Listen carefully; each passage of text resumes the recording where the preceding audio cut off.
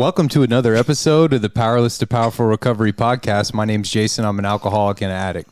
As always, our mission is to share experience, strength, and hope across multiple media platforms. The story of addiction and the road to recovery. We are not affiliated with Alcoholics Anonymous or any other 12-step based organizations or groups in any way. And we got another episode getting ready to get turned up tonight. I got my co-host here, Ronnie, no matter what. What's up, Ron? What's up, Jay? What's happening? How you feeling, bro? I mean, I've been a little bit under the weather, but I'm feeling good because I got a Messi jersey on. I see that. Straight from Argentina. Shout out Mom and Dad. They went all the way out there just to get me this jersey because they know I love me some soccer. You know, they were on a trip. They didn't go just for the jersey. But Mom and Dad are like that. Maybe Shout out Mom and Dad. But Ron, I mean, we have the privilege of being able to be here. Shout out Sanctuary Studios, the opportunity to continue to record in the podcast. We appreciate that. But this episode is special. We got Lannie Lloyd in the building. Oh, Lannie Lloyd. Oh my God. Welcome, Lannie Lloyd. What's up, Lannie? What's cracking? You know, we have, I should say, thousands. And first off, thank you. You know, Spotify, we made top 10 list on Spotify in our category. We're in 34 countries now. We're getting listeners from all around the world. It's just amazing how this podcast happened. And, I started this podcast 2 days out of prison, right? I had this dream. I had this goal that I wanted to get out, start a podcast, spread the message of hope to anyone across the world who needs it and wants some inspiration and motivation in their life. And I started this thing. I had a laptop and a microphone. And I would record and shout out my wife. And we had, a little 2-bedroom condo, that my wife held down for me the whole 8 years while I was gone. We had a baby. There wasn't much room as the podcast progressed. I was in the kitchen. I was in the living room, anywhere I could for it to be quiet. And Lannie was on the show. So I know all my listeners out there, you've probably heard it. It's one of the top episodes, but we got her here for the real deal, Holyfield. I mean, Lannie, where did we record the podcast the first time? Hey, it was dope. It was in Bella's room. In my daughter's room, huh? Bella's room, yeah. Yeah, little shot out, little table with crayons all over it. Fidgets. I was so nervous. I was playing with her fidgets, and I was looking at her princess stuff, and it was cool.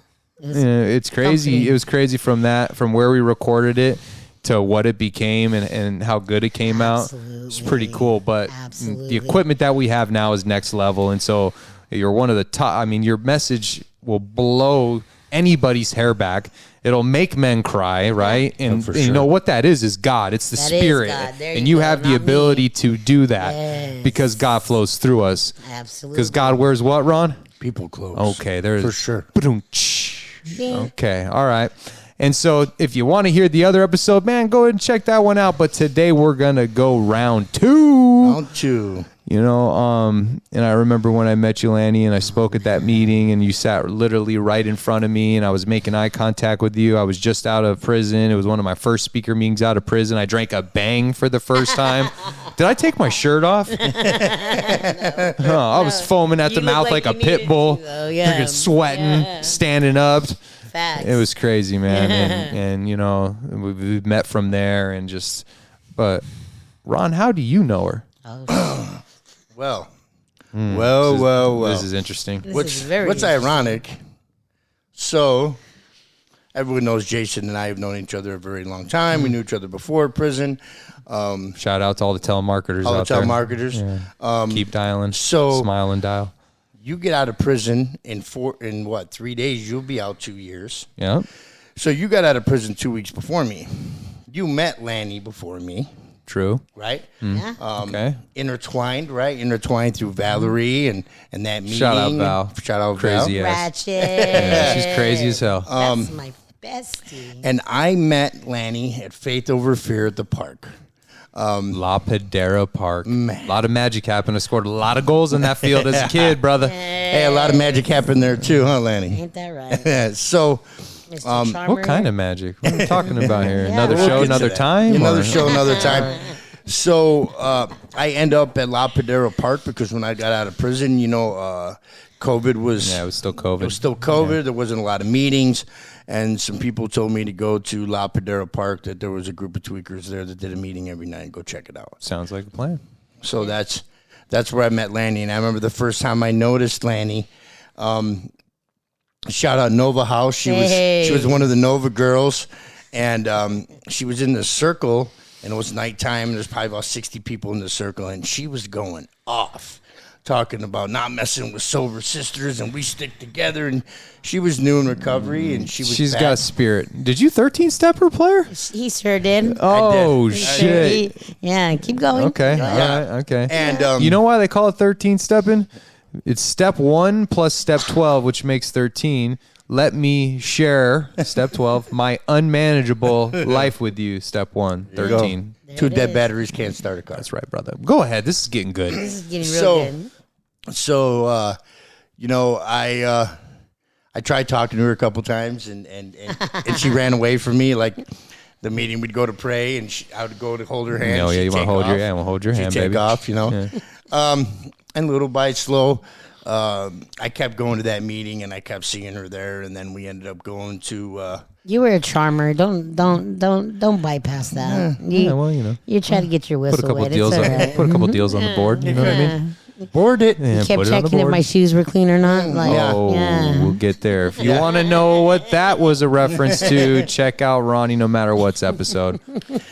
So, but all seriousness, I saw, you know, I was attracted to her, and we started talking, and then actions speak louder than words, and I seen the group of people that she was hanging out with. And I seen what she was doing, the service work. Yeah, they're rock stars. Yeah. The whole crew is. Being involved. And I knew that I had to attach to that. Mm-hmm. And I did.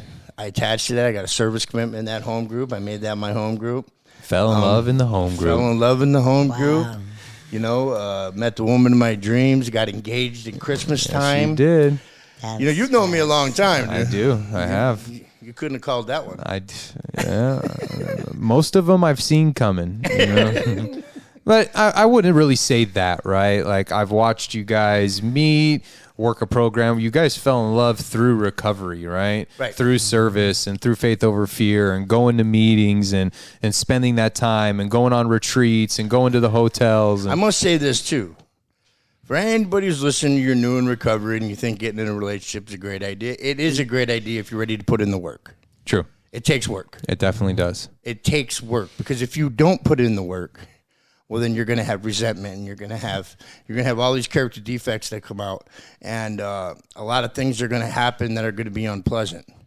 But if you continuously work on yourself and allow your partner to work on their self, things can be beautiful. We're not saying go run and jump and get in a relationship either. Like, it was a long time before me and him actually went out on a date. Correct. Like, now, did he try to charm me for a good 3-4 months? Yes, but I was just out of prison. Yeah, what do you want me to do? He wanted to get his whistle wet. I get go to it. the massage parlor and shit. What do you want me to do? Happy ending. Yeah. That's like that thing. Oh my God. No, but you guys put in the work. We did, and we were both kind of broken. Like, I wouldn't say broken, but like institutionalized, right? Yeah. Because we were set in our own ways, and because of the program and because of all the beautiful role models, Kristen and Ian Day, we got to work on this relationship. I remember walking up to him at New Freedom. We went to a meeting, and he was sitting there, and I played with his ear. Oh, and that was it, right? Oh, that's the call sign. You know what it is now. And then Then a couple days later, it was 4th of July. 4th of July, we experienced some things. I got to experience my first 4th of July. I remember first fireworks in a long time. Yeah, right? First fireworks that I got to see that I wasn't behind razor wire, and I got to spend that with Lannie, and shout out Dean and Valerie, and it was funny because both Valerie and Lannie knew how important that was to me and Dean. You know, and they let us have that. You know, we were just acting like a bunch of kids. We had all the glowy stuff, but those are the experiences that that's what life's all about. That's what it's all about, right? Yeah. And experiences, and also one thing I've learned from anybody is I've learned how important. It's easy to say I'm going to put my boundaries up, but it's another thing in actually putting the boundaries up, because having boundaries without consequences is nothing. Yeah, you have to definitely. you have to put those boundaries up. Not just, and I'm not just talking about the two people in the relationship. You have to put boundaries up with friends and family. Yeah. That's the most important part. You could set this, it's a boundary is just like a goal, right? You got this goal, you got this boundary, and goals that you don't achieve, they're called good ideas, right? And setting a boundary, right? Someone comes and they're like, Jay, can I get a cigarette? I don't smoke. Can I get a cigarette? And I'm like, yeah. And in my head, I'm like, dude, this dude asked me so many times. And then he comes back again, and I tell myself, I'm going to tell him, right, that I'm done. And I'm setting this boundary, right? And then he comes back again, right? And I give him one, and in my head, I'm character assassinating the shit. I got a resentment deeper than the Grand Canyon, dude. Just because you didn't learn how to say no. Because I didn't hold that boundary. I think for a lot of us, like myself, I suffer from, character defects like people pleasing, wanting to be liked, wanting to help people to a fault, right? And all those different things. Recovery's taught me how to work on them. But you're so right, Ron. The boundary, you set it, you stick to it. It is what it is. And you guys have boundaries, right? And you guys did it, in my opinion, the right way. You waited for a period of time. You got to know each other emotionally. That's the same thing with me and my wife. I almost gave up, dude. She made it so goddamn hard to do the mattress mambo. Dude, I almost gave up. I've never had to work like that in my life, dude. Right? But I got to know her emotionally. And that's what you guys did, and man, in your relationship today. When we talk about people in recovery, the days and, the other couples that go out there in their powerhouses, you two are one of the top powerhouses in the Valley in recovery. And it's just proof that no matter where you meet somebody, no matter how it happens, right? Whether you fall in love in the Medline at the Sober Living, whether you meet at a meeting, whether you meet at fucking Food City, whether you meet where, it doesn't matter where you meet. It's what you do when the relationship starts and how you handle it, and you put the action steps in that allows you to have a healthy relationship, and you two are living proof of it. We'll work on it. Well, thank you. And before we get, because I know we're going to dive into this story, because Lannie does has an awesome message. That's all right. I just want to take a moment. Can you guys believe this? Yeah, pretty cool. Here we are. Wow. Let's think about just 2 years ago, right? Yeah. All of us, like us just getting out of prison. You just coming back from California overdosing. And here we are, members of society. Productive members of society. Law-abiding citizens, bro. Yeah, law-abiding citizens. Deep, It's a miracle. We're at our place of employment. We're all employed, and we're all employed in the field of helping other people. Just so amazing. It's so wonderful. I just want to take a moment to think about that, right? That is God. Man, 2 years ago. But every journey starts somewhere, and today we're going to go round 2 with your story. And it's such a powerful message, when Ron said it's a powerful message, I said kinda, I was kidding about that because it's not true. Please don't punch me. So let's talk about that. So, you were born in California? I was born in California. Okay. So tell me a little bit about, tell us a little bit about what it was like growing up in California, the family dynamic.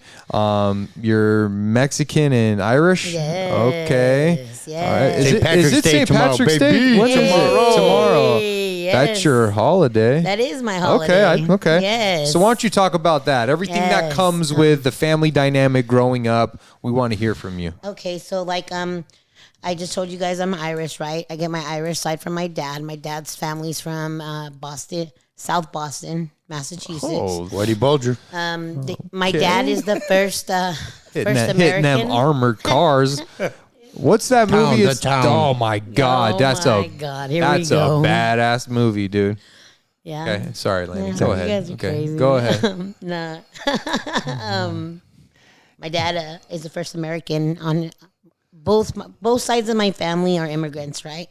So my dad is from Ireland. My dad's family's from Ireland, and he's the first American, right? And as well as my mother. My mother's family's from Mexico, a little city outside Mexico City. My mom's the first American, so that makes me the second generation American, and that's crucial. You know what I mean? That's You're very proud of that. I'm very proud of it. I'm American. Yeah. I'm American. You know what I mean? But growing up, let's start with being born in Hemet, California. I didn't know my dad too well. I have older brothers. I have older siblings. How many siblings you got? I have 7 siblings. They're all boys. Shout out to those men. Hey. Yeah, shout out to them. They're beautiful men, you know. We're rekindling right now too, and that's all God too, you know. So I have 2 little brothers, and I have 5 older brothers, and my dad was in the Army, and my dad did like 4 or 5 tours in Nam, and my brothers would talk about my dad before he would go away, right? And I didn't get to meet that man. The last time my dad was at war, he didn't come back rap tight. He would do some things to you, man. Yeah, like he got into. He's always been a biker, right? Harleys was my dad's thing, but he got into some hardcore drugs and. While he was in Nam? Yeah, and when he came back ugly and sick, and I get it. We get it now, right? Like you get it now, right? When I was a little girl, I didn't get it. No. I didn't get how he went to prison. I didn't get to see the dad that my brothers got to see. My dad was gone for a long time. Yeah. I remember them being piglets and him chasing the piglets for me to pull their ears so they can squeal, you know? And I thought that was just the coolest thing, and I would laugh from my belly, and that's the last memory I have as my dad as a child, you know? And I remember one day my mom packing up her stuff and my big brother's helping, and I'm lost. I'm like, what's going on? And they're like, Dad's not coming back for a long time. And I remember us getting in the Chevy truck and us tying everything down, and a couple of my brothers sitting in the back and us driving far, you know, and we ended up going to Eloy, Arizona. Ooh, Eloy, Arizona. Yeah, that's where my mom's from. They got a Circle K, and that's about it. A prison? Hey, don't forget Dairy Queen. Dairy Queen, Circle K, little store. Wasn't your mom the manager of Dairy Queen? Don't they have? Yeah. They have that one little strip mall, right? Huh? The little strip mall that used to be a movie theater. Yeah, I've been there. Yeah. As another story, another time, brother. Another story, another time, player. You definitely been there then. And we moved there, and life wasn't so great growing up there. Like, wow, I wish I knew everything that I know today as a child, you know. Growing up, feeling empty and, like, not good enough. I thought my parents hated me because they weren't around, you know. And little did I know that my mom was working 3 jobs, you know, so she can take. We're talking about, what'd you say, 7 older brothers? No, 5 older brothers, and 2 younger brothers, 7 kids. Yeah. And badass me, At least 3 jobs. Yeah. Shout out mom. Yeah. You know? She's beautiful. Like, who does that? Like, who takes care of a grown ass man in prison and his badass kids and put money on the books? Like, hell yeah. You know, like, and just kids that are ungrateful, you know, like I didn't know what gratitude was then as a child. I just thought nobody ever wanted me, you know, and like that was an ugly feeling. Little did I know that she was doing everything possible to keep a roof over our head and food on the table, from working in the fields to ugly people at Walmart. And you know, there's certain seasons at Walmart that people are just nasty just to take care of her kids. You know Walmart. What I mean? Like, you were there, Ron. Yeah, I was there a couple times. So, well, when I think about it, I think about this, right? And it's like, dad goes to prison. That's not good, right? You're a child. You're confused. You don't know. You got a big family, 8 total people in your family. Now you got your mom, who has to keep everything together. Your dad goes away for a long stretch. You move to Eloy. So I just assume that you have a lot of free time and you have older brothers, and that leads me to believe that your older brothers were up to, you know, getting high and selling dope, and you know, and when you no matter how many jobs you work by yourself with 8 kids, you're gonna be broke. So I'm assuming there was some poverty and stuff that came into the mix in that. Absolutely. So why don't you share just a little bit about, you know, what that time period was like when mom was gone all the time and you were just home? Oh, it was rough, you know. School suffers. Yeah. So around 9 years old, I started smoking weed, right? And I'm watching my brothers. Bella's 11. I know, it trips me out. Anytime, you know, the last guest we had on the show, and they say that, I just think of like my daughter. She's 11, rolling up a joint. It's crazy, dude. It's a trip. Anyone who's listening to this episode, think about you got kids. Absolutely. Most of my listeners, it tells me you guys are between 35 and 40, right? So I'm assuming you got some kids. Yeah. Picture that. Maybe your own life, right? But it just blows my mind at that age. Your brain and your mind is not developing. It's just, and so everything suffers. So talk about what the suffering was like. Man, the suffering. I have some trauma growing up. You know what I mean? Any women out there that ever felt like they were abused mentally, physically, sexually as a child by someone that was supposed to protect them and love them, you are not alone. And what happened to you as a child is not your fault. Growing up, I had this hate and this ugliness and this it was easy to be angry. It was more easy to feeling violated or lost or trapped in this dark, ugly place where nobody loves you or you're never going to be good enough because you're half white. So your white side don't want to see you because they remind you of your mother, or your Mexican side don't like your father, and it's either you're a fucking beaner or you're a cracker, and nothing ever is good enough, or at least that's how I felt. Yeah. It was okay for people to put their hands on me and take what wasn't theirs to take, but I was alone. And it was dark, and ugly things started happening that I didn't understand. And I was nosy, you know what I mean? I was one of those nosy ass kids. I'm nosy as hell. Up to no I want to know everything. I like knowing shit. Yeah. So from observation of watching my older brothers roll joints and my cousins and stuff, I learned how to roll a hooter hella early. Hooters. And he calls them Hooters. Yeah, hooter. I used to call him a hooter too. Let's smoke a hooter. I think we're the same age. Yeah, we are. Yeah. Mm-hmm. Poor Ron. What's up, old guy? No, I'm just kidding. And so ultimately, when we talk about the anger of everything, something happens. It's a pivotal moment. You actually go to juvenile for it. Why don't you share, that part of your story? I'm in 4th grade, and I'm smoking a hooter in those big ass tunnels. The concrete tunnels. Yeah. That doesn't mean we need to tell them how old we are, right? Mm-hmm. Okay, good. And some stuff was happening, and I got a pocket knife, a Smith & Wesson from my big brother because I was tired of it. You know what I mean?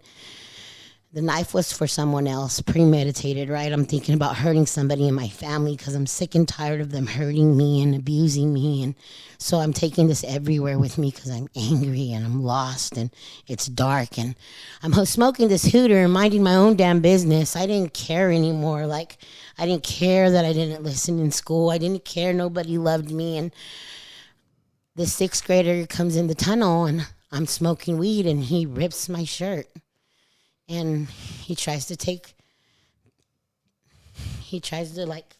do things to me, little boy. Assault you. Yeah, you know what I mean? You're going to learn today. Yeah, and I stabbed him. I sliced him, and I stabbed him. And I was so... I remember that day like no tomorrow. I remember the blood being on my overalls. I remember the white Was it bad? T-shirt. Yeah, it was sliced like yeah, I but sliced it bled him. Bled like a fish, bro. Yeah, it's a mere flesh wound. Scream, yeah, you know what I mean. I never knew boys could scream that loud, And the principal comes, the teacher comes, my mom comes, and my nana comes, and Jason, for the first time, I told the truth. You know what I mean? Yeah. I told the principal the truth. I told the police the truth.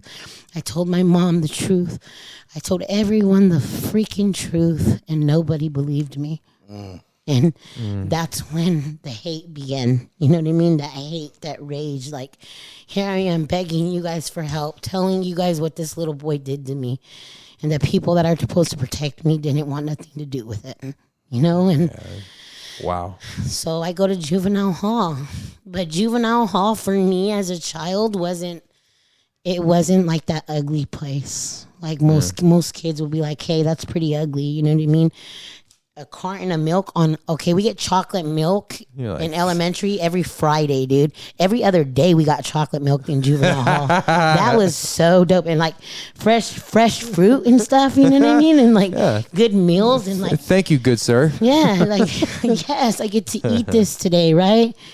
And the most cool thing of all was that when those doors locked, they locked, and nobody was gonna come in and hurt me that night. Yeah. You know what I mean? Like. I loved juvenile hall. I loved it. Like I loved to fight girls. I loved it all. Oh, you got that hand game. I already know you got that hand game.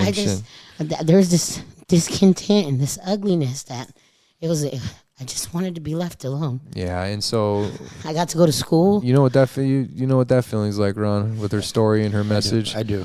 And it's not directly the exact, but the emotions that are associated with that type of trauma.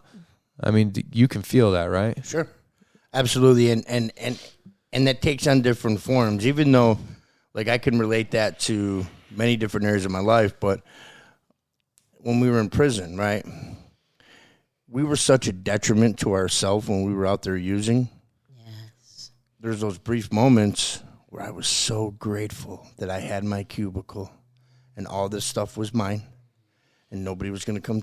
I didn't have to fight for it. I didn't have to get up and go hustle with you in the morning, and go through all that contentment, and knowing you're safe, and then you become institutionalized, crazy, right? huh? Right? It's crazy. It's bro. comforting. Like after doing my time, I was really excited to get out this time, but like I wasn't running to the gate. Yeah, I did the lap. We found recovery, it was the most beautiful time of my life that I thought. I had no idea this was in store for us. Yeah, and I get that too. I found recovery the last 3 years. I was the happiest I'd ever been in my life for a prolonged period, right? Minus my wife and my daughter not being in my life, right? But and it's crazy because now we get out here, we get to have an amazing life because we do the same things we did when we were in there that made us happy and brought us that joy with nothing, that internal peace and happiness. And now we get to do it out here, and the external things aren't unmanageable anymore, right? So we have these things now also too that I like. Happiness is internal. It comes from my family and the love I have, my higher power. But I like nice shit too. Don't get me wrong. Me too. Right? And so you end up getting out and you go to a group home and you meet Miss T, right? Give me the quick version of Miss T. Let me tell you about Miss T. Miss T was tough as nails, and she brushed my hair, she'd braid it, or she'd make it look real cute. She buy me cute clothes, and she signed me up for softball, and she'd make me in the morning. She'd make me sit down, and she'd make me sound out the newspaper, like paragraphs, right? And she told me that if I didn't sound the sentence out, I wasn't gonna go to like the mall on the weekend. Yeah, you ain't getting no passes. Yeah. Hell no. Or cleaning the bathroom. Like, do you want to know how nasty boys are in group homes? Yeah, I didn't want to clean no damn bathroom. You know what I mean? I did 7 years in prison with a bunch of nasty ass. Exactly. Exactly, right? But she sounds like an amazing. She was so amazing. She would teach me how to pray, and she would like talk to me about God, and she would tell me how beautiful I am, and how I remember working at New Freedom, right? And I'm sitting there and we're talking about I am affirmations, and it sounds so familiar, right? And then this memory comes back of Miss T. Having you do affirmations. You're beautiful. You look in the mirror, Lannie, and say, I love you, Lannie. You're beautiful. And I am someone, and no one's going to hurt you no more, and oh my God, Turns out she was right. Yeah. I am. Yeah. You know what I'm yes. saying? We talked about this morning. Right. Bro, my eyelashes are going to fall And yet, off, I got to say babe. it. I came to this realization that because I've heard your story so much, and I know you so well, and I know what a role Miss T played in your life. Doubt.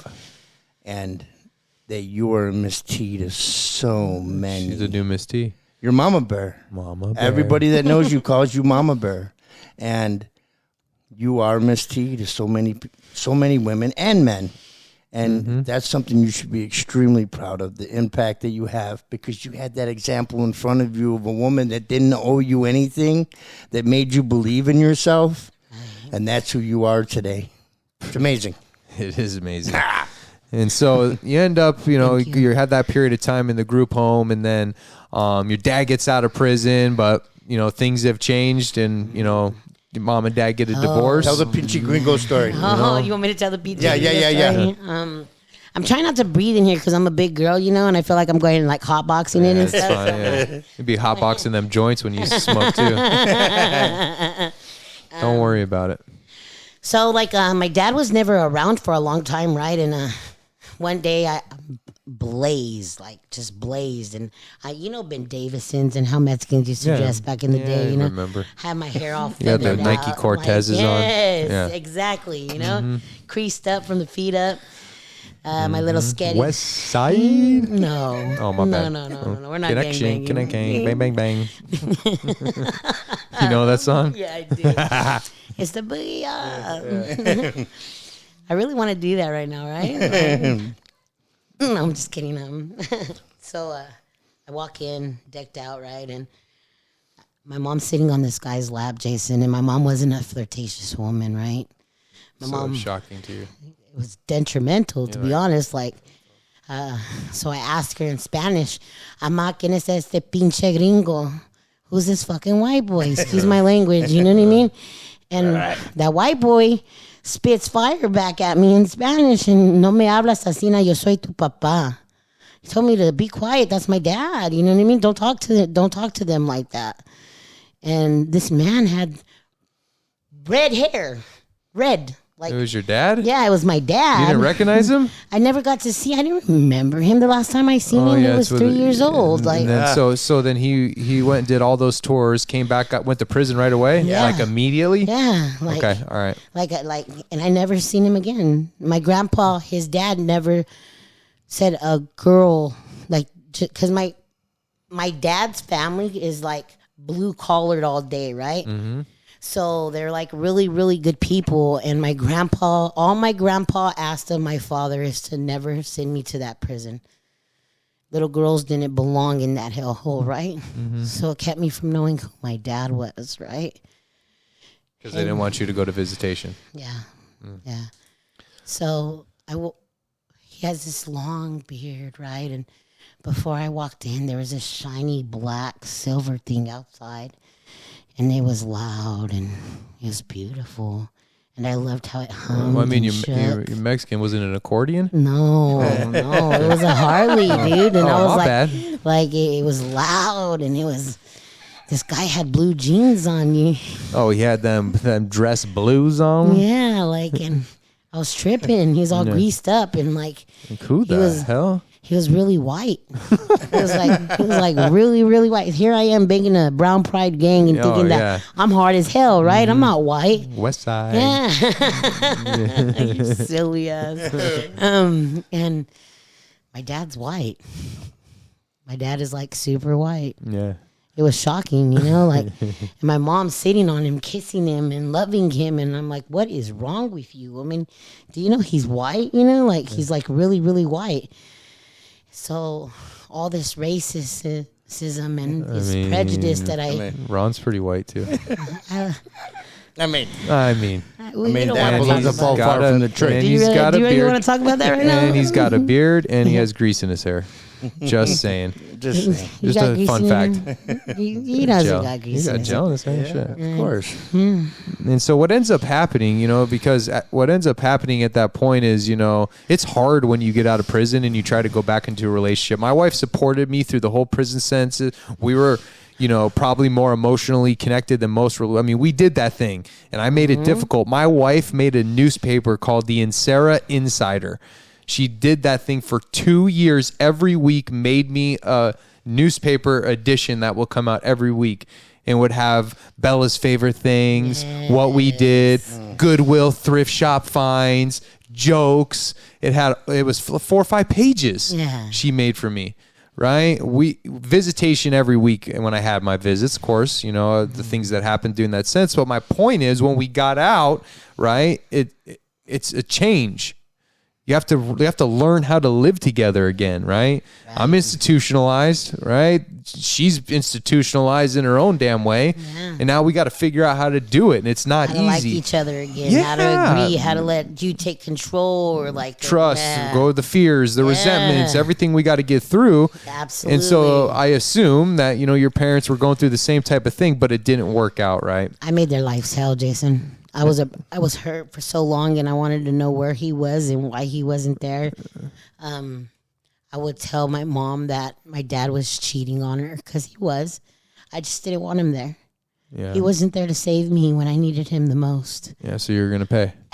Absolutely. Yeah. Absolutely. And so that ends up happening, right? And then you end up at some point though, you go out and you live in Las Vegas for high school for a couple years. Yes. And then after that you come back to Casa Grande, right? Yes. Back with mom. I'm gonna live with dad. No, I'm gonna live with mom. No, I'm gonna live with dad. I want to live with mom. You did one of those things, I right? sure did, yeah, a couple times. And you're getting high, right? I started getting high, yes. Yeah, so you start getting high, and then this starts the next 12 years of meth addiction. You meet a guy, right? Some Boys. kids, right? I meet this guy, and the next 12 years is like this. So why don't you just give us what it was like doing meth, finding the needle, everything that came with the next 10 years, and everything that came with that. So I'm in Vegas. I learned how to pimp and hoe, right? And I learned how to rob things. I know how to. I learned pimping hoes and slamming Cadillac doors. Yes, exactly. How did I know you were going to say that? Pimp. Playing Queen of Spades and Queen of Hearts and Spades. Pimping hoes and slamming Cadillac doors. hoes. It ain't easy, brother. Do this for my bread and my meat. I don't eat. Yeah, that's right, baby boy. I want that. Don't sneeze, don't cough, tear mines off. These All right. white boys are crazy. Okay, so let's talk about let's get to the point where you start doing meth, right? Like, because that's where life takes a turn. So we start dabbling in like I hung out with people that did acid and hallucinogenics. That's right? our age group, dude. Yeah, It was everywhere. Yeah, like that was like my go-to. Me too. That's what I got high off of all the time, right? I went through 2 years because they used to say, I don't know if it was true, but I think it was true that you could only do it every other day. Yeah. I literally did it every day. I tried that, but then I would basically do it every other day. You've done acid, right? Oh, yeah. Yeah, a ton. That's our age. Yeah. It was everywhere. Anyways, I keep hijacking your story. It's okay. Go ahead. I'm going to do it again right now. That's fun. So I can move back to I mean, the acid is I'm just kidding. I'm going to get him right now, okay? Can I do it? Come okay. I leave Vegas and there's not like meth. There's not like a good supply of acid out there. So I start shooting up meth, and I start sleeping with this boy, and I get pregnant with these beautiful girls. And for a minute, like I didn't want twins, right? You said plural, girls. Girls, okay. Yes. And I have to sober up a little bit, right? But I still smoke weed, and I get pregnant with these pretty beautiful girls. And I don't know how to like interact, or like I have social anxiety, kind of like I don't know how to be around people, let alone my mom and dad. My mom and dad get back together again, and I get pregnant, and I get scared, Jason. Like I don't. What am I gonna do? I don't know how. I was 16. never taught. I don't know what to do. Just turned 17 years old, dude, and. Yeah. Am I going to tell my dad that I'm fucking pregnant? Am I going to tell my mom I'm pregnant? Like, so like for the first couple months, I didn't tell nobody I was pregnant. Like, I was so scared. I didn't Just know. going through it. Like, and I couldn't stop getting high either.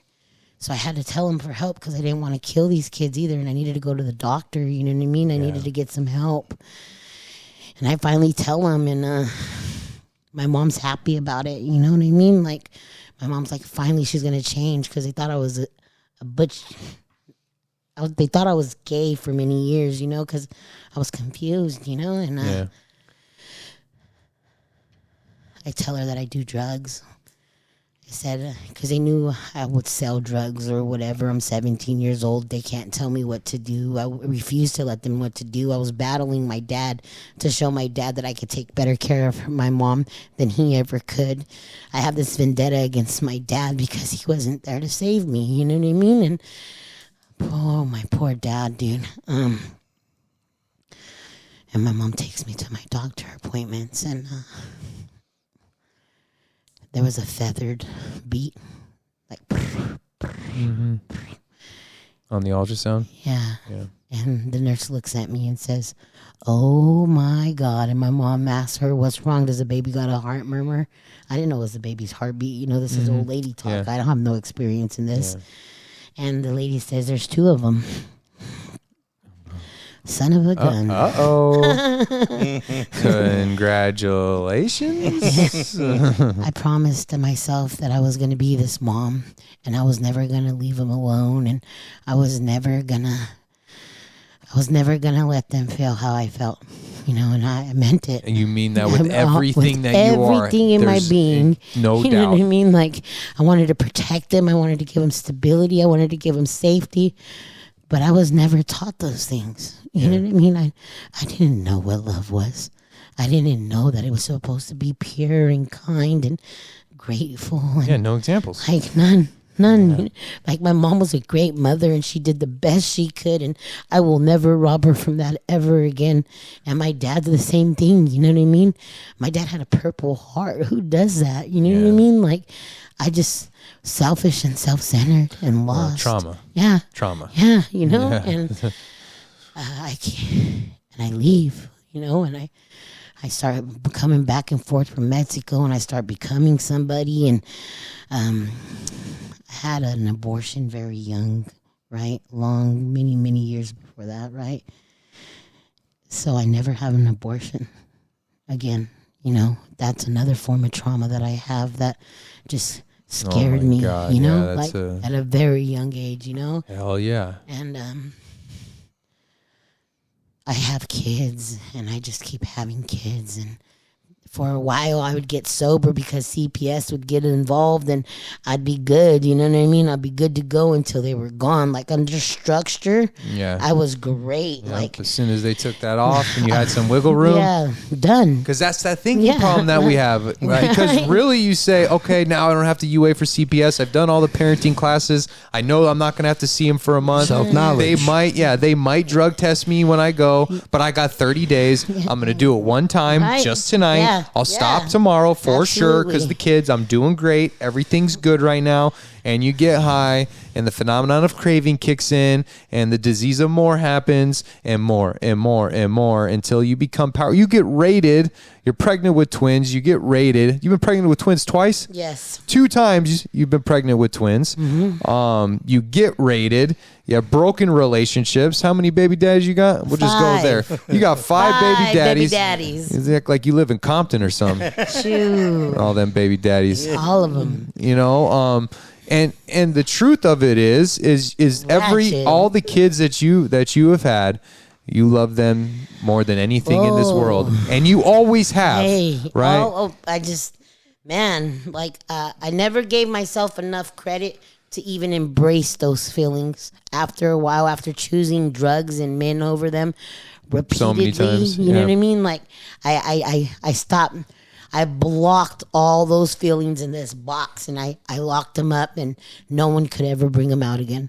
It started coming to the point where I wouldn't even tell people that I had kids. You know what I mean? Because of their safety and all the crazy stuff I was doing. Guilt, shame, embarrassment, remorse, regret. Exactly. And that's the thing, right? And so recovery is about recovering stuff ourselves, physically, mentally, emotionally, and spiritually. What also comes with that is the recovery of the relationships in our lives and the wreckage of our past. We go out, we amend it, and we clear it, and we do all these things. Your kids are coming back into your life. We're going to talk about the good stuff here in a minute. Yes. But the point that I want to make is all the kids that you've had, 5 baby dads, everything that went involved in that, when you said, I'm going to stop for these kids, I want a good life for these kids, I love these kids, I want them to be safe, I'm happy, I'm grateful, I just want to be a mom, I want to show them what a mother's like and be different than how my dad and my mom were, I want this for them, I'm going to do it, I'm going to do that. And that didn't change with all the kids over the last 12 years. You always wanted that. I always wanted to be a good father, brother, husband, and son deep down in my heart.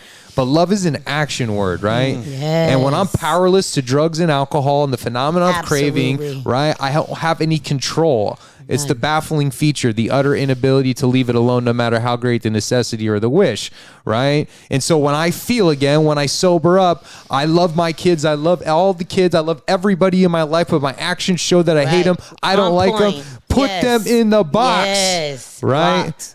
Stuff them down, right? Absolutely. And that's the cycle of a spree. Sure. Obsession, desire, relapse, remorse, repeat, over and over right? and over and over. And so I tell people that all the time. Like in the worst relapse you were just on, in the fucking worst of the worst, if I asked you if you loved your kids, you're gonna say yes. Absolutely. And you mean it. There's no doubt.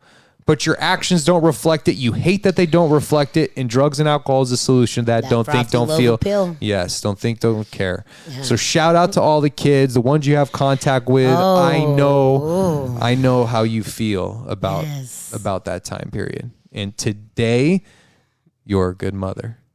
And that's what this is all about. We got there. And that's why you don't use again. That's why you're not relapsing. Because when you look in the mirror, you see a good mother, and that's always what you wanted to see. Absolutely. You're a good fiance. You're a good friend.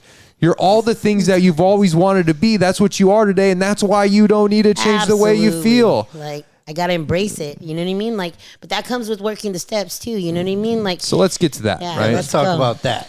So you got sober in the midst of a 10-year prison sentence, right? Oh, yes. And we've done some prison time here at this table, just in case anyone wanted to know, right? And anytime you have to break down 8 to 10-year prison sentences, right? Yeah. This is what you tell yourself. Well, the first 4 or 5 years, dude, I'm getting fucked up. I don't give a fuck. And then what's going to happen is Ron didn't, which he's an all-star. Yeah. Right? Ron got sober the day he hit the yard and went fucking running with it, right? And just became a powerhouse.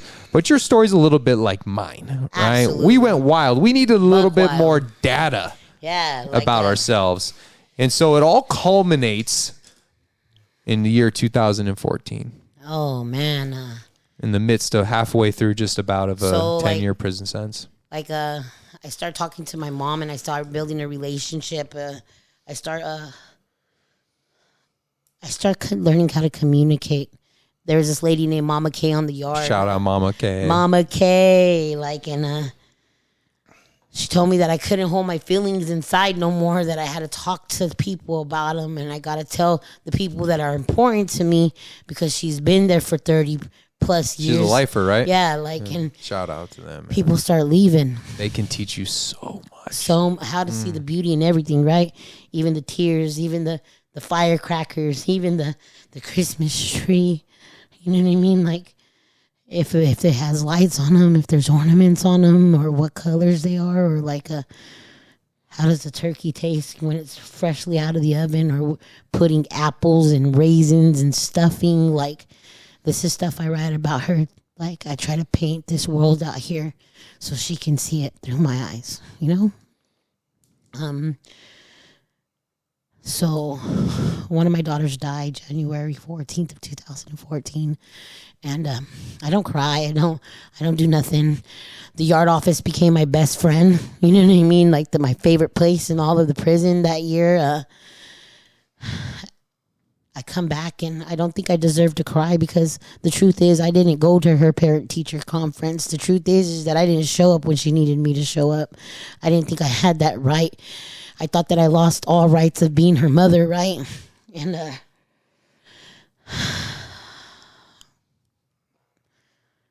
happened, you know? And I was walking this road where I was learning how to read and write.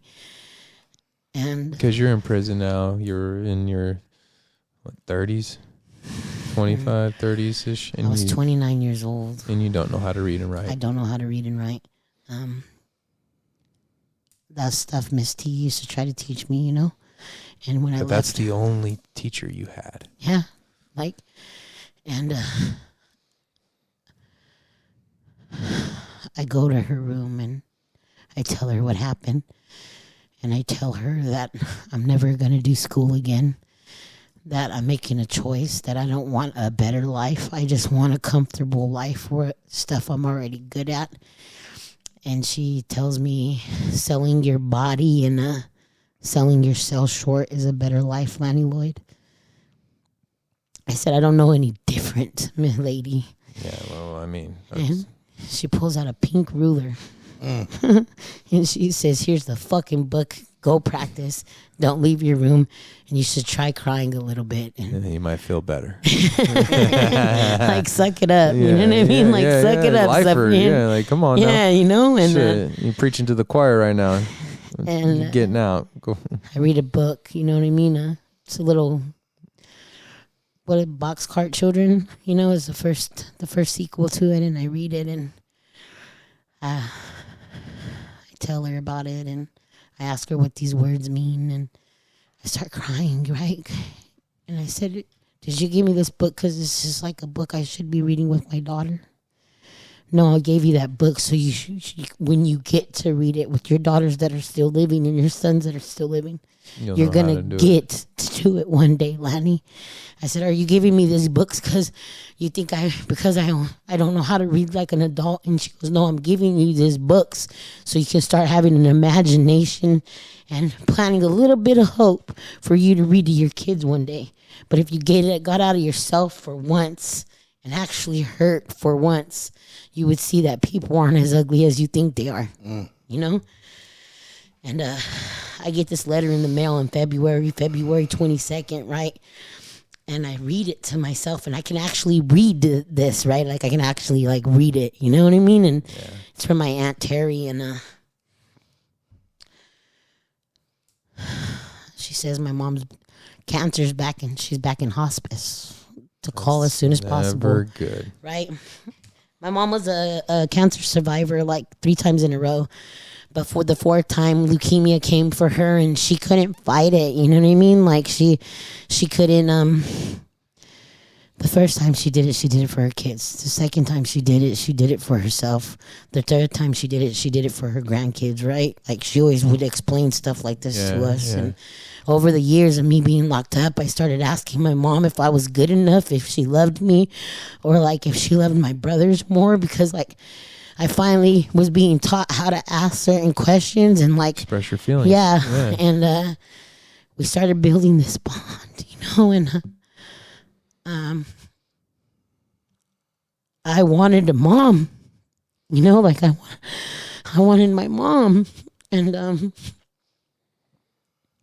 I got to talk to her every day before she died. I got to tell her I loved her. I got to make amends to her properly. I believe it was properly, because her and my dad didn't deserve any of that. You know what I mean? I thanked her for raising my kids and doing such a wonderful job, because they were present in my kids' life. You know what I mean? And that made up for everything that I went through. You know what I mean? It took until 2021. Well, God gave you that moment. You know what I mean? Your actions gave you that moment. Exactly. And my mom died the Easter of 2014 on the 19th, and she went quietly, and I remember them calling me to the yard office, and I remember crying hysterically, she was my superwoman, I had these expectations and these hopes and these dreams that I was gonna make it all up to her, and we were gonna go get our nails done together, because that's when Klaus first came out. Remember? I watched TNT. You know what I mean? Yeah, we were gonna get our nails done. We were gonna do mom and daughter shit. You know what I mean? We were gonna do it, and we didn't get to do it. And she would tell me that when the girls come looking for me, to show her the woman I showed her I could be, and I kept that promise. And My dad. I talked to my dad about my mom dying, and I blamed him for everything. I was so nasty to that man that day, and I wished it was him, and I yelled at him. And why wasn't he there to protect me? Why wasn't he there to make all those ugly things from my childhood go away? Why were my brothers more important than me? And I wish him and my mom could trade places, and I'm never going to speak to him again. Nobody ever told me my dad was fighting cancer too at that time, that he had throat cancer. That's why I believe my parents are soulmates. You know what I mean? My aunt said it best, right? She said, my dad couldn't live without my mom. 6 months later, he was gone too. You know what I mean? No matter all their drama and no matter how much chaos I did, like, they always found a way to mend things and come back together. You know what I mean? Like, and my dad ends up dying December 26th of 2014. This year was the worst year of my life, dude. It made me... Before I found recovery, I went on a bender, right? I started fighting people. I started selling drugs. I started doing black in prison. And I was fucking higher than a kite. Mama Kay didn't talk to me for a whole month because she knew that I was going through some things. That bullshit. You know what I mean? And she locked me in the room, and she looked at me, and she says, do you want to die this way? Because I'll leave you alone if you want to die this way. Or do you want to be there when you walk out of that gate and get to hold your children? Because I'm never going to hold my children again. Do you want to hold your children again? Or do you want to be selfish and self-centered still? And I said, I don't know what you're talking about, old lady. He goes, oh, she says, oh, you do, you know? She threw the big book at me. She says, never in my wildest dreams did I think that this book would ever come into handy for anybody, but you're the hopeless variety, Miss Lloyd. That fucking stung, you know what I mean? Like, oh, that don't sound good. Like, that don't sound good. No. like, No, that's me. Like, this lady was Damn, she's about right. it, you know? Like, Good call, mister. Good right? call. And that lit fire under my ass, dude. I passed my 8th grade literacy. Yeah, you did. Flying colors, dude. Like all 12th grade. Like it did something for me. And feels good. yeah, and I was cool. And I was like, okay, now I can start making 35 cents an hour, right? Because we're on these phases back then. And I was like, I'm finally going to Phase get something one. more than I'm going to a phase bar two. of soap and some conditioner, you know? Like, fudge. Yeah. Then you get your high school diploma. You learn to read and write. No, they sent me to minimum, bro. Like, no, like, excuse me. I didn't do that until I got to minimum, right? All right. And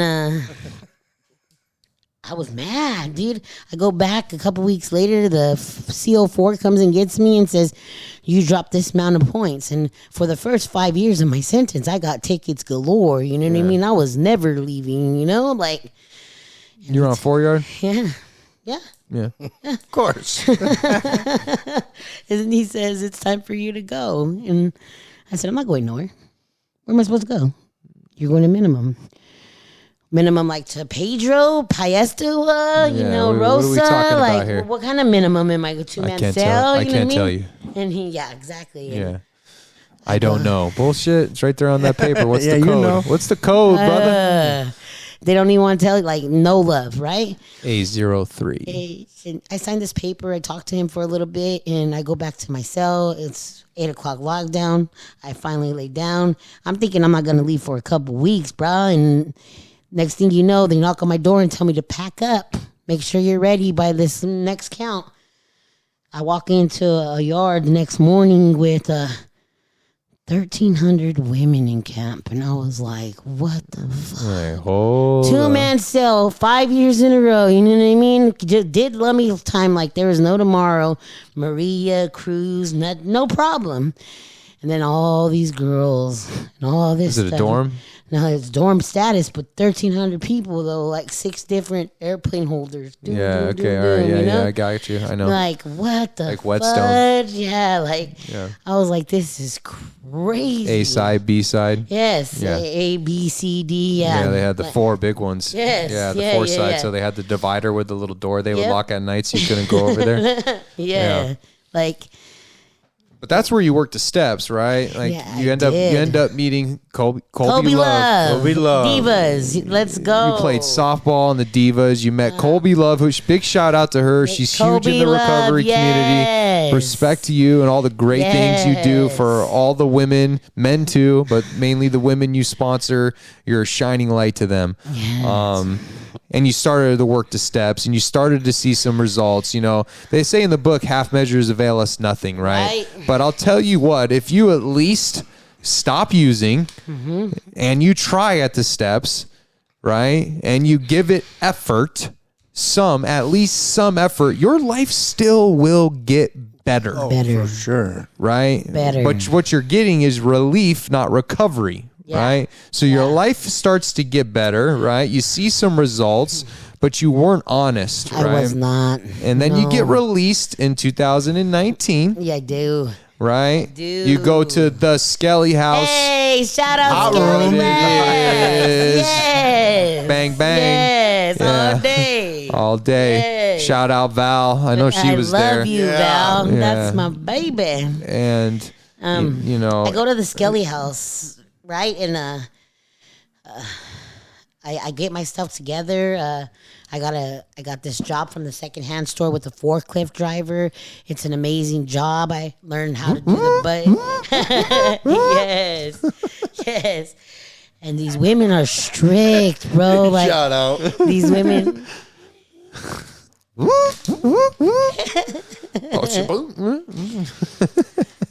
Mama Tony, Mama Tony, right? Yeah, how many mamas? There's a lot of them. There's a lot of mama forms, you know what I mean? Yeah, no doubt though. And we need those people in our lives. We do. I need great examples of fathers in my life, right? And great examples of men in my life. And today I have them. You know, the relationship with my dad today means the world to me. Absolutely. I would give anything for that. That's something so special, and that's something I tell the girls at the house too.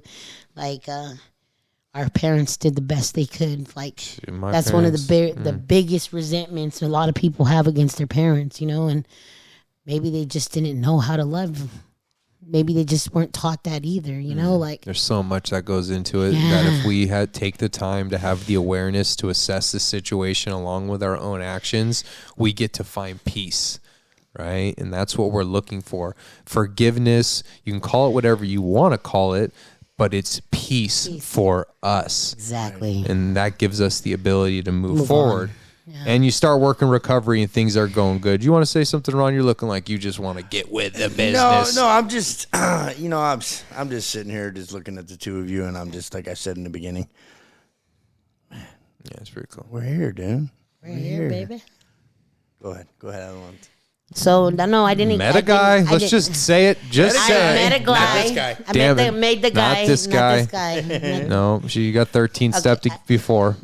I make this guy my higher power, right? Oh. And the truth is I never really worked on myself. I never I have a lot of childhood trauma. I have these skeletons in my closet. You weren't honest when you worked the steps. I didn't. You missed that part. I didn't. But I started to with this lady named Tara, right? And shout out to Tara. She's the first person in the whole world that told me what happened to me as a child was not my fault, right? And that meant the freaking world to me. First person ever that told you that. First person ever that told me that, ever in my life. You know what I mean? Like, and that meant that started that changed to everything. Heal something in me, but it also scared me. It also scared me, and I never finished my 4th step with her. I meet this guy. Up. I moved to Longpoint, California. It was not the man of my dreams. It wasn't. It was just another sickness for another sickness. Picker's shattered, beyond broken. Yeah. You know what I mean? Non-fixable. I'll make him better, and he'll make me better at the same time. You know. I relapse and I go hard in the paint in Longpoint, California, and I said, Arizona's the problem. I'm not the problem. Arizona's the problem. If I move to California, I'm not going to get drunk or high. You know what I mean? Like, everything's going to be great. Maybe they have even better drugs. You know what I mean? Weather. Like, no. Makes sense. No, it didn't make... I started partying really hard. I still have connections with Valerie and Tara and amazing Come back, women. we miss you. Yeah.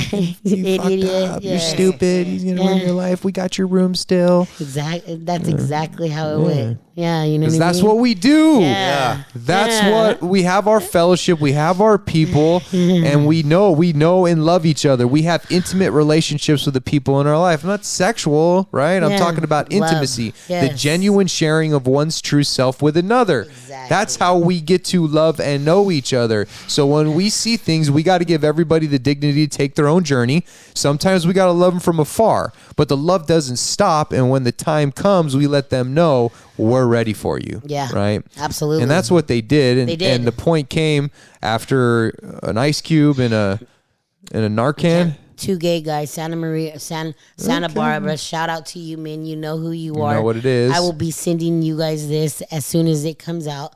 Thank you so much for not being scared of calling the cops, for fighting for my life, for hitting me with the Narcan and putting an ice cube where it did not belong. But thank you so much for saving my life. Sometimes. And That's some gangster shit, though. Yeah. Hey, Straight up. Because in that moment, you're high. Yeah. This is happening in front of you. Your first instinct is, I got to get the hell out of here, right? But they didn't. they didn't leave me in the gutter. They called the cop. They saved your everything. goddamn life. Yeah. Respect. Like they weren't Straight up. worried about getting in trouble. Yeah. Like the laws are different in California. I don't know what they were thinking, you know. Maybe I should ask them one time, but all I know is that I will always forever be grateful for these two men and the women in recovery in Longport, California. Mindy, I love you. Thank you. Like, she bought my plane ticket. She's like, you need to leave him. 2 days later, I am leaving to the airport with a little bit of a black eye on a good one, coming down, and I get on the plane, and it's all like rainy and foggy, and I'm on the plane, and next thing you know, I'm in Phoenix, Arizona, and I'm no longer high. I'm jittery, and it doesn't feel good. I don't like that shit. Mama, Tony, Priscilla, Yo-Yo, and Rashawn, Valerie, they show up, dude. The Scaly House crew showed up, and I remember Priscilla taking my my drug test, and she said almost everything on that 16 panel hit. You know what I mean? And all because I wasn't good enough for that man, so he could just choose me. All because like he cheated on me. All because I wasn't good enough, and I had reservations. Excuse me. I had no business moving to California. I had no business putting a man before me or making a man my higher power when I had everything I needed right here at home with beautiful women, you know what I mean? And I remember the next 5 days in the hot room, bro. And yeah, you detox right at the house. They do. The Skelly House is some gangster ass shit. So yeah, they're hard. like, yeah, I know there's 17 detoxes in the valley, but Yeah, no Comfort Springs for you. No, hell no. You're doing it here, homegirl. Yeah, cold turkey right here. Yes. You ain't I love the Skelly House. I grew into a beautiful person. Tara was Before your I sponsor. left, yeah, Tara's stuck with me for the rest of her life. She already knows what's cracking. I remember crying. I remember shitting on myself. I remember throwing up. I remember shaking. And I remember every day at least 4 women would come knock on my door and take me out to smoke or bring me something to eat or bring me Tylenol. I remember the first month, I remember working as a landscaper because I couldn't pass a drug test yet, and Tara waiting for February to come so I can get a job throwing iron and steel, right? And I remember that first 30 days was the hardest 30 days of my whole life. I had to ride the bus everywhere. And on 23rd Avenue in Indian School, it ain't the best place to ride the bus. There's always paraphernalia and all kinds of stuff everywhere. So I trained myself not to look down when I walked, right? And then stuff started coming together, and it hurt leaving that person there, you know, because I became obsessed over that person. Like I was obsessed over drugs and alcohol, right? Like it was sick and corrupted, right? Like just crazy stuff, right? complete opposite of what I know today, right? Well, all those experiences, right? Once we put pen to paper, we get honest, we sit down, we analyze it in the 4-step. We start to see what we want going forward in the future. We realize we don't have to settle for bullshit anymore. Yeah. And we don't go out looking for a relationship, and then Hell God provides one. And a big one. A big one. I got a John Wayne. Yeah. Hey, that's for in a minute though, right? Yeah. So I started working my You step got John Wayne. right? I You do do. got a John. I got a You damn do. good John Wayne. Yeah, you do. Yeah. He's all right. He's mine. He stuck with me. Yeah, a little bit, huh? How's it go, Jay? What are you going to do, huh? I started working my steps right this time, and I start going to meetings, and for the first time, I start listening to Tara, and I become of service. She puts me on the roast roundup committee. She puts me on the CMA committee. I'm with Faith Over Fear, and as soon as I get out of the Skelly house, I start running meetings and stuff. And You had so many damn service commitments. You get you were. I used to call you my agent because you would book me for speaker meetings twice a week. I was on fire. Yes, I miss that shit. Me too. You I need to was come all back. over the goddamn Baby, come place. back. Come back. You make it all on me. Yeah, that's it right there. I meet Ron. I'm working at I'm throwing iron and steel, and he's a charmer, you know what I mean? And He's all right. he's nice to me, and he does these nice corny things that He does. girls like. My sponsor always tells me I want a man that's going to be kind to me. Like, and I didn't understand what kind meant, right? Because This is new to you. yes, right. I didn't even know how to be kind to myself. How was I going to let somebody else be kind to me? You know. And he's kind to me. He tries to talk to me, and I get like Shitty. yeah all the time. Like just throwing it out there. Yeah. Stick up for my boy. Yeah, I was pretty shitty because I was really hurt and like damaged, and I was scared. We're you know? in recovery. We're repairing some things, you know? Right? Like Yeah. he scared me a little He bit. likes crazy, trust He me. does. I remember we start dating. We told each other we weren't together in a relationship the first week, and You made a little piece of paper, you folded up a little football. Check the box, yes or no. Yeah. That shit's cute though. It I am is. that way too, deep in heart. Ash will get all shitty and be like, "No, you haven't done nothing for me." But in my heart, that is me. I'm going to tell you the backstory. So when all that was going on, obviously I was talking to Jason about it, you know, and I remember Jason and I had some conversations because we have a lot of history, especially when it comes to me and healthy relationships. And I got a ton of experience. and like that. Sorry. Too many restraining orders got delivered to Jason. I just thought about something. what Yeah. do you think about? Oh, shit. Share the thought. I thought about one time I was going to go pick him up for work at our telemarketing office, and he's in the front of his car. She threw his keys. They can't find him, so I had to come pick him up. She's got her laptop in her hand, his ex, Becky, right? And he's chasing her around the car. Right? He's going crazy, dude. It's like 8 o'clock in the morning. They live in a nice neighborhood, yeah. like in Chandler. And they're wiling out. Ron's tie's halfway on, shirt's untucked. He's foaming at the mouth. He's trying to. That was a Tuesday. Yeah. You know what I mean? That's Tuesday morning. Checks out. That checks out though. You know, like I remember. And then those what I good old days. I told her, you knew what you were getting into. Calm down. Yeah. Get in the car. We got a morning meeting to handle. Yeah.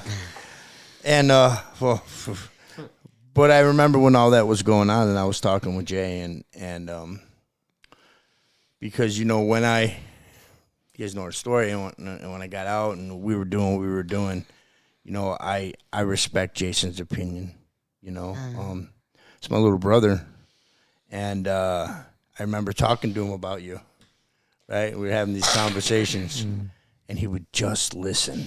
Yeah. For the first time in my life, I was able to have healthy conversations with men in the program who genuinely cared about me, who didn't have an opinion, who just listened.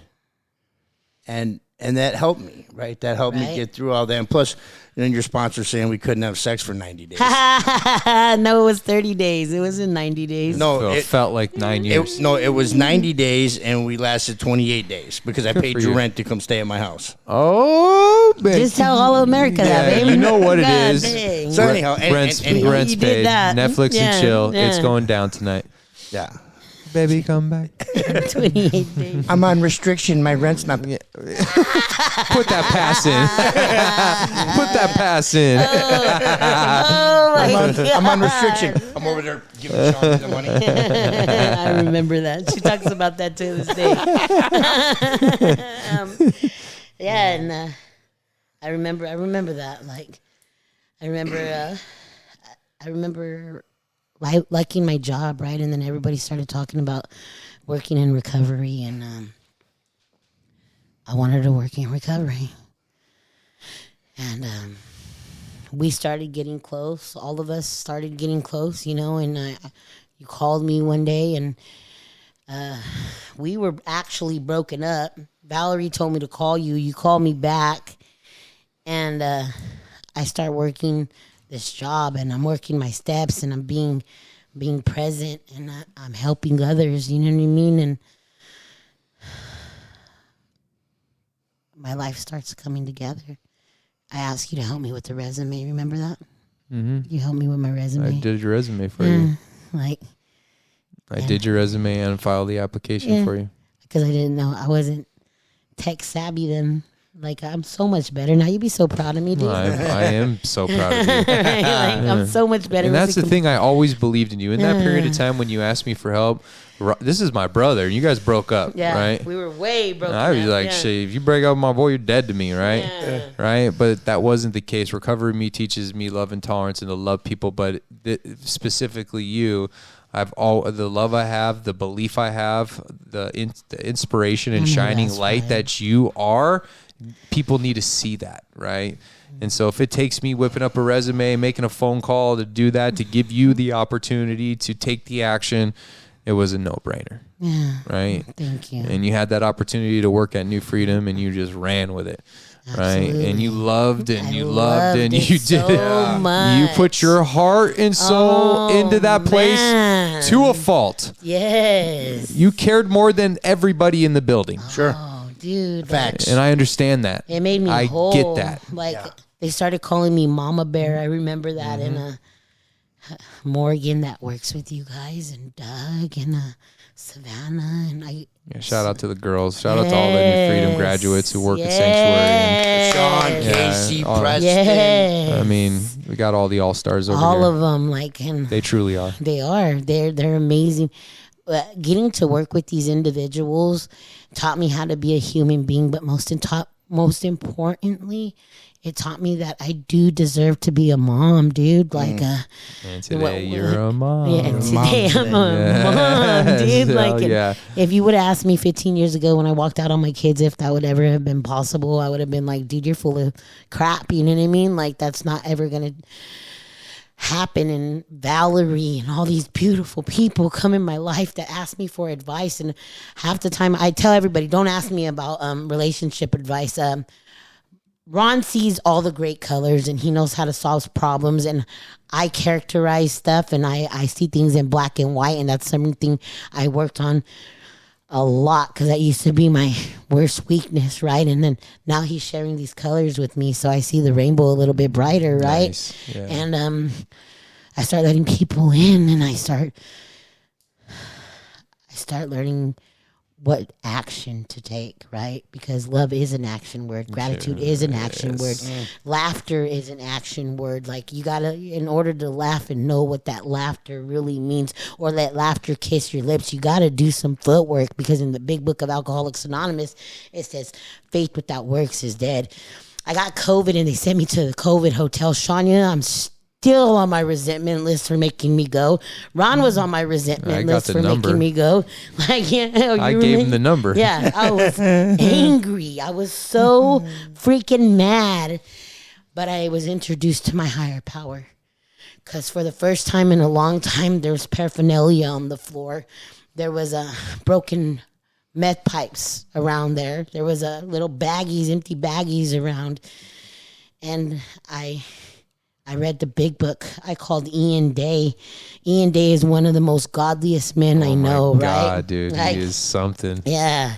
Shout out, dude. That's my dude. But have a conversation with that man. He about is a higher power, right? dude. And I call him and I'm crying, and they just brought me some pizza, and I'm telling him all this stuff. And for the first 10 months of my recovery, I used everybody else's higher power, right? And I didn't have my own. Yeah. And for the first time in those 10 days, I even sent you some pictures because all I wanted to do was read my big book or something. Yeah. And the pit of my stomach told me to read my big book and not think about what everybody else was doing outside. It was none of my business. I was just there to get better. My hate for Shania grew. I actually loved Shania, right? She was a big part of my sober living, getting sober, but I couldn't stand her for those 14 days. I'm not mad at her no more. I just like to talk crap about it. I feel that. But I was introduced to a higher power. And he became my higher power. And I talked to men and women those 14 days, and something changed. Like, something deep inside me changed. Deep down in every man, woman, and child is the fundamental idea of God, but it's obscured by pomp, by worship of other things, but in some form or another, it is there. That's it's it. It's in us. Yes. But what happens is shitty relationships, meth, heroin, weed, negative emotions, broken relationships, resentments, fears, all those things get in the way of that fundamental idea of God that's in us. The big book and a sponsor guide us to form our own relationship because it's in us, right? It's in everybody. But we have to find our connection. We align our actions with that connection, and beautiful things happen. You got some of your kids back in your life, and regardless of the ones that you don't, you love them. But what's most important about anything, it's on God's time. When and if you will be ready. Yeah. Yes. Like, I don't know how to.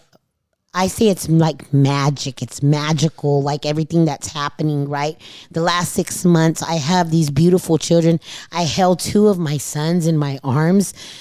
Like, I held them like they came to my daughter's birthday party and they hugged me. My whole time in prison, Ron, I talk to you about this all the time, is I wanted to know what they smelled like. You know what I mean? Like, it was just something about their smell. I guess when they were little, I probably smelled them all the time or something. I just wanted to know that they were okay and what they smelled like. I got to smell my kids for the first time this year. I get to hold my daughter. I get to talk to her about boys. I get to talk to her about secrets. She tests me on a daily basis more than half the women that I was in prison would ever test me.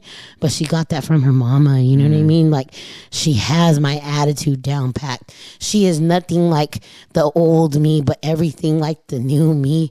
And I'm like, when she looks at me with certain looks, like she looks just like me, or when she says certain things, I'm like, little girl, do you know who I am?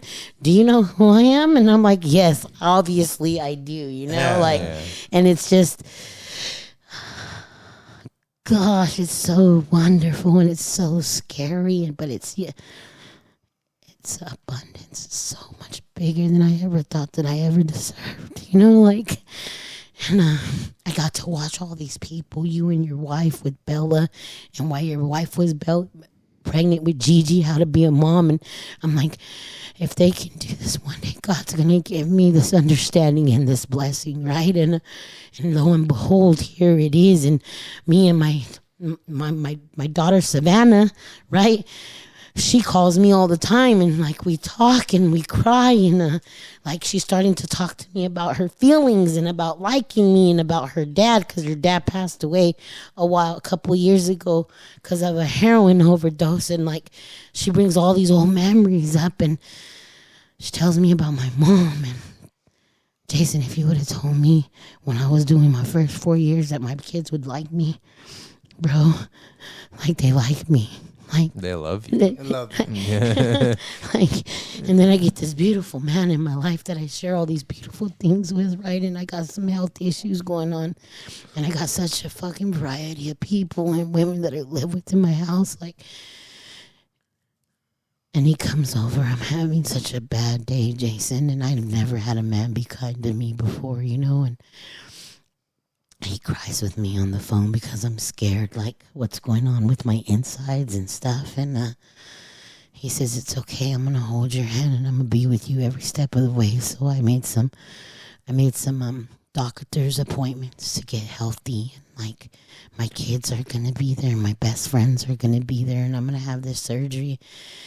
And I thought I would never leave New Freedom because these beautiful members I met, and like I loved my job there. And in November, one of my members got involved with this beautiful company, right? And I never saw myself seeking for a career, like, or me having a career in behavior health, right? And or turning into them when I'm a hood rat from the projects, from the block. Yeah, don't forget that shit. You know what I mean? Right. Okay. No, but you know what I mean. I know exactly what you mean. And now you're a career woman. Like, I never thought this would have been possible. I have a car. Like from a car dealership. Yeah, you do. Ron's not my sugar daddy, right? I don't depend on Ron to take care of me that way. It's mine. Yeah, you work for it. It's my. I work. I go show up. I suit up. I go to work and like feels good as a man. It's under my name. Like, when was the last time I ever went joyriding with someone else's name on it? You know what I mean? But this is God that blessed me with so many beautiful things, and I sponsor these people, right? These beautiful human beings, and they come to me for advice. Shout out Preston. Shout out Rachel. Shout out little Minnie. Shout out to all of them because you're gonna forget some of them. There's so many. Yeah, there's so many, right? And just all the girls. Yeah, like, and I get to sponsor these beautiful human beings, and they have no idea what they do for me. Like, to get me out of my problems and myself. Because there's some days I take it out on the people that I'm close to, and I don't feel like I'm good enough or I'm doing good enough because all the trauma from my past. And then they come around and I feel the presence of my higher power. I feel calmness. I feel that peace that you were just talking about a couple minutes ago. I feel the program become alive, and that magical feeling starts floating around in the air again. And I know I'm here for a reason. You know what I mean? Found your purpose. There it is. There it is, a purpose, right? In everything that we do, right? We're collecting data, we're gathering evidence and experiences, right? Life is full of experiences, right? And so through a bunch of tragic experience, we were given the gift of pain and desperation.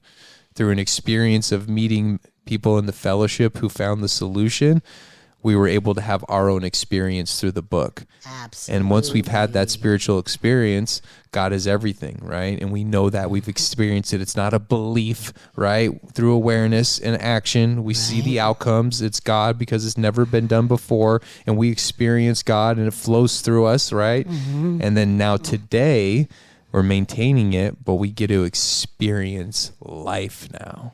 And it's such a beautiful thing, Lannie, and you coming out here and doing this again, part two. Thank you so much. It's so powerful. I mean, we could go for hours and hours and hours, because your story is so powerful. And next time Lannie speaks at a meeting, we're going to put it on social media. You got to hear it in person. You got to hear it because you feel it.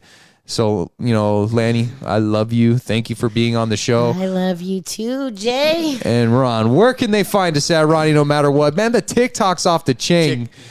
Dude, tell them about it, bro, please. TikTok, Ronnie, no matter what. Powerless to Powerful. Facebook, Instagram.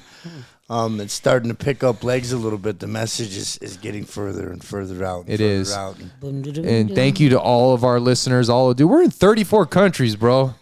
I got a call from Spotify, dude. Right? Hey, there's something I want to say real quick to add to that. We get sober and all these cool things start happening. I start thinking I'm important. it's nice to be important, but it's way more important to be nice, right? Yes. And I have to remind myself that because that little ego inside rebuilds itself, and it does. It's just amazing. It's but just amazing. like God's put us in a place, babe, where we're like, okay, for instance, right now, when you get to watch this right now, and you're sitting there and you're listening to this and you don't think that your life will ever get there, I'm hearing these gentlemen next to me, because they are gentlemen today, to tell you that you do matter. You are loved. You are loved, and you are loved. And if you feel like that seat doesn't belong to you, don't let your addiction lie to you no more, because the only one that has the power to take away that seat is you.